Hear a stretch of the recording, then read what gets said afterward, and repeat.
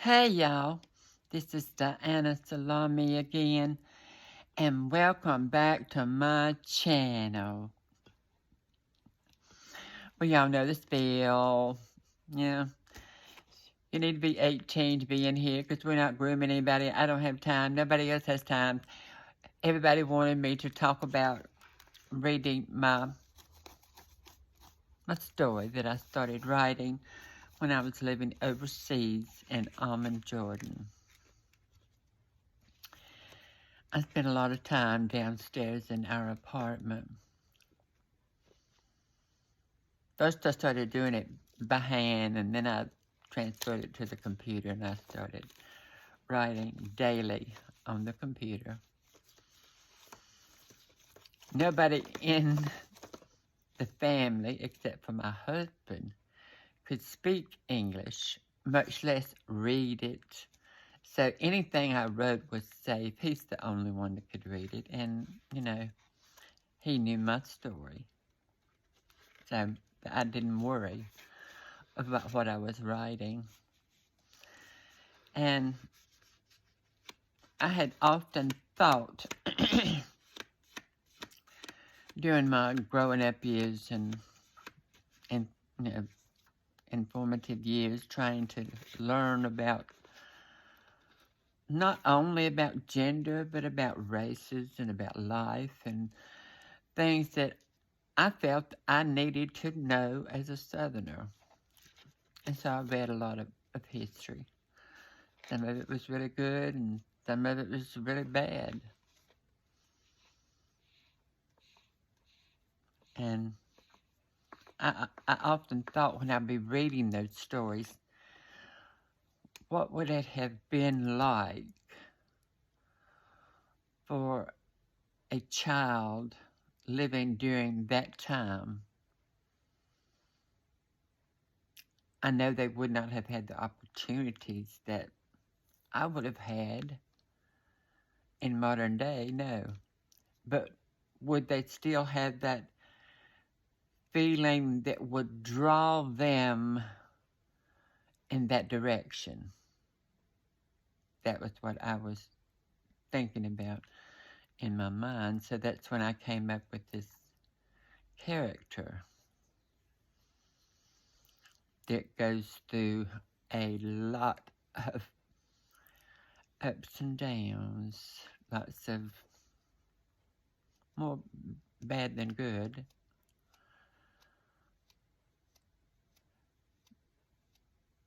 The main character is endearing. I fell in love with them. They were so sweet.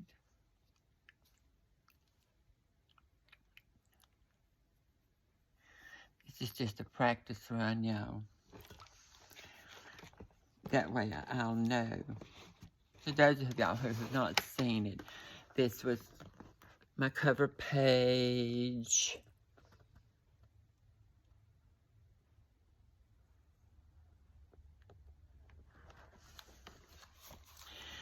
The old South you never knew.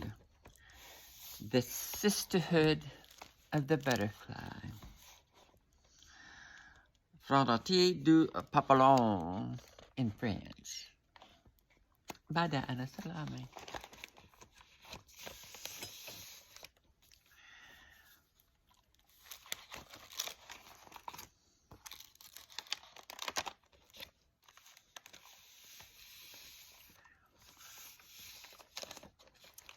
This is the introduction.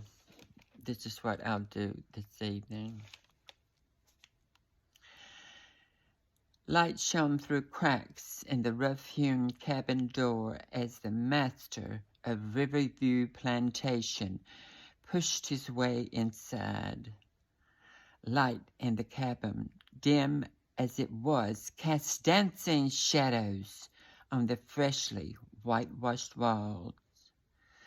The scent of smoky, burning whale oil mingled with sweat from their hours of trying to bring a baby in the close confines of the small cabin.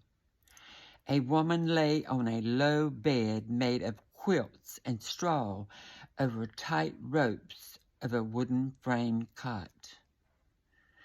Pale, with sweat coming in rivulets, as her low moaning gave way to shrieks of agony.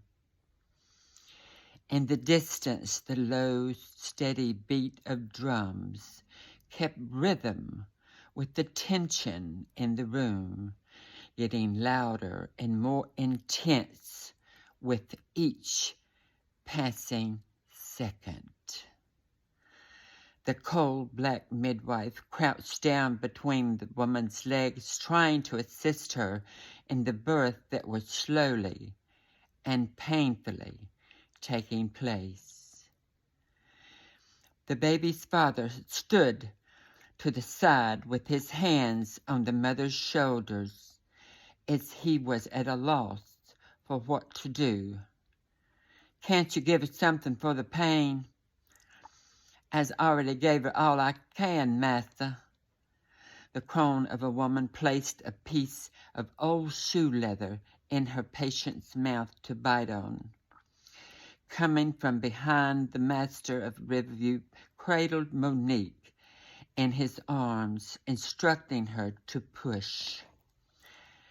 As he leaned forward, he felt something under her pillow, and on pulling it out, he could see it was a butcher knife, covered in blood and chicken feathers. "What's the meaning of this? You know how I feel about hoodoo on this place." The root worker, Mammon Chloe, said it would help cut the pain, so I let her put it under the pillow. Then, after one final push, the midwife looked up into her master's eyes and said, "Is a comin'." So after hours of suffering, the child was born, lily white with beautiful blue-green eyes and hair the color of wheat, already in curls. Never had Franny the midwife seen a baby come with so much hair already on its head. Once she spanked its bottoms, its lungs filled with air for the first, and let out a healthy cry. The father took one look and said, "She's beautiful." The woman looked up to him, held the child up to him, "This here buck and not a wench." The loving father held his son in his arms and marveled at his beauty, such rosy cheeks, he thought as he held down for the mother to see. Tears came into her eyes because no matter how beautiful he was, no matter how white his skin, he was born into slavery, just as much a piece of property as the blackest slave on the plantation. Sylvester was born that day in 1842 to John LeBlanc and his octoroon slave. Shortly after seeing their son, and it being hot and sweaty inside, he thought it was a good time to take an outing to the well house for a cool glass of corn whiskey. As he passed the mighty oak just outside the birthing house, he took no notice of the crouching form hidden in the shadows and low-hanging Spanish moss. Slinking out into the light of the moon, the form of a woman, a white woman, heavy with child, came into view. She slowly approached the door of the cabin. Taking the latch in hand, she opened it as quietly as possible. Franny looked up from her work to notice her mistress standing before her. The midwife bowed her head to Angelique LeBlanc in reference to her mistress, but both kept silent. She walked over to the bed where the woman lay with her newborn babe. She could see how beautiful and white the baby was, and could quickly see that her own husband was the father. The longer she stood looking down at Sylvester, her eyes filled with tears that fell freely to the cabin floor. Now she knew for sure that Monique and her husband were lovers.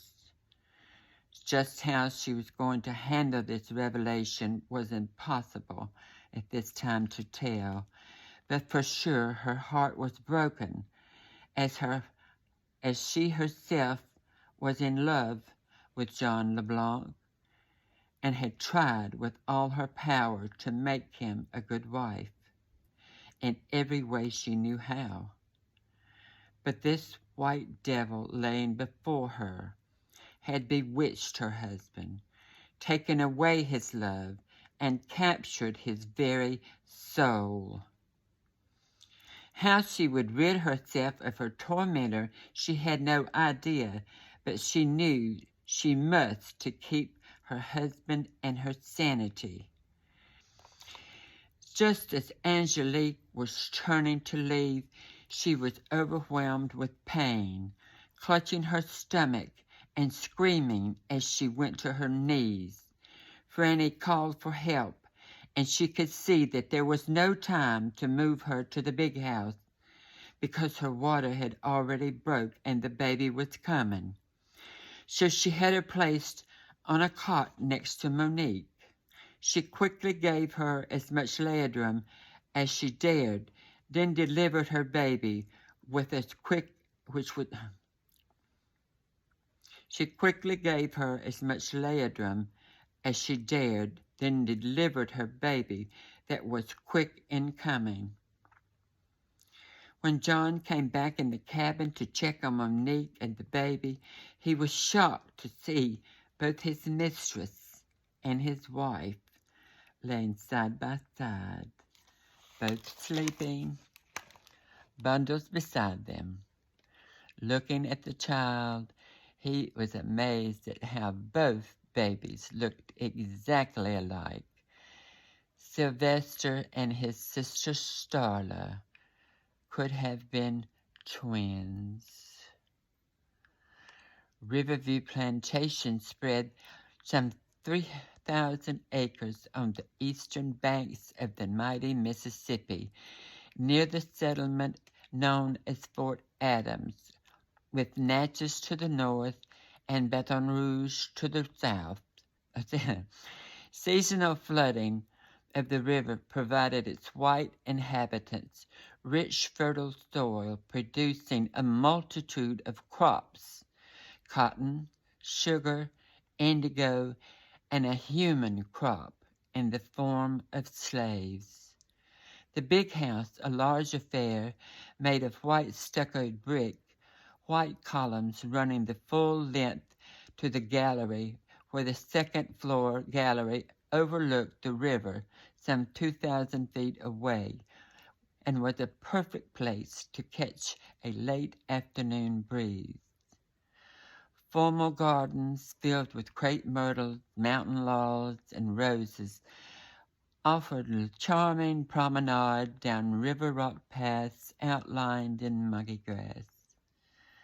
Behind the main house was a complex of outbuildings that formed a self-containing community. Each complex out of a building that formed a self-containing community, each connected to the next by a gravel path, starting with the 2-story wooden kitchen house, where all the cooking and preserving were done, as well as where the kitchen servants slept at night. The kitchen was close enough for the meals to be brought into the back door into the dining room of the main house, but far enough away that if there was fire, the house would be spared, and at the same time keeping the smells of cooking and preserving from filling the main house. The well house was directly behind the kitchen, where items such as milk, eggs, cheese, and butter were lowered into the cool waters to keep them fresh. as well as jugs of sweet tea and lemonade when lemons were in season. The kitchen garden was close behind the kitchen, where a crew was kept busy weeding and gathering crops during the full growing season. Then there were smaller cabins with special uses, such as the smokehouse for smoking and drying meats, then a group of small buildings known as the factory. This group consisted of the spinning house for spinning of wools and cotton into yarn, the loom house for the weaving of homespun fabric that was used to make the field hands' clothing, then sewing house where the fabrics were made into clothing.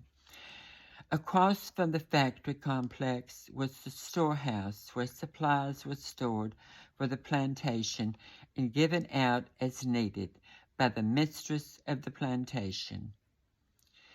Next to the storehouse was the dairy, where raw milk was made into other useful products for plantations such as butter, cream, clabber, buttermilk, and cottage cheese.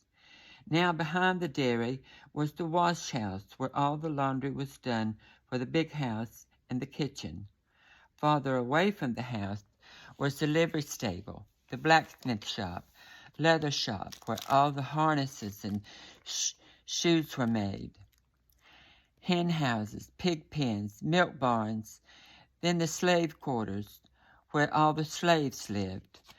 The original mistress insisted that they be built at a distance where she would not smell any offensive odors that might float up to the big house.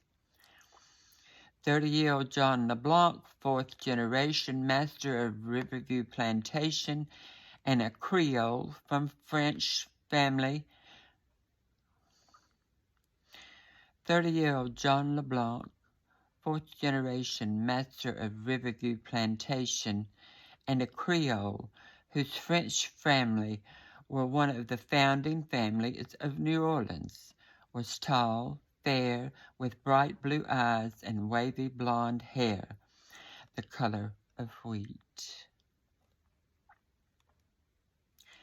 John had spent all of his life learning his job of master. However, Angelique, his wife, came into her position ill-equipped of the knowledge of running a plantation. Angelique, growing to young adulthood in the safe cocoon of her family home in New Orleans, where learning the arts of the piano, needlepoint, and lace-making were the major subjects of her study.